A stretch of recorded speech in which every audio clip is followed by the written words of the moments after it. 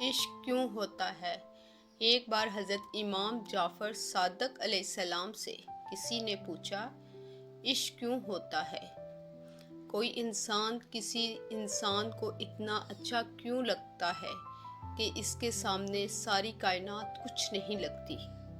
حضرت امام جعفر صادق علیہ السلام نے اپنے بابا اور ان کے بابا نے اپنے بابا سے، پھر ان کے بابا نے حضرت محمد صلی اللہ علیہ وآلہ وسلم سے یہ کہتے ہوئے سنا کہ ہر انسان کے اندر اللہ تعالیٰ کی طرف سے کوئی نہ کوئی صفت موجود ہوتی ہے۔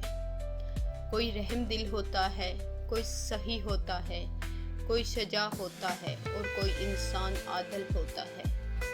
جب انسان اپنے اندر پائے جانے والی خوشبو کے اوصاف کسی دوسرے انسان کے اندر محسوس کرتا ہے تو اس کی طرف مائل ہونا شروع ہو جاتا ہے۔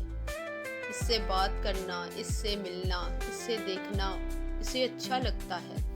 اس کو یہ لگتا ہے کہ یہ میرا اور میں اس کا ہوں۔ دراصل یہ اپنے آپ کو اس میں اور اس میں اپنے آپ کو دیکھتا ہے اور ہر جگہ اس کی کمی کو محسوس کرتا ہے۔ وہ چاہتا ہے کہ ہر پل وہ مجھ سے راضی ہو، اور اس کی اس کیفیت کو زمانے والے عشق کہتے ہیں۔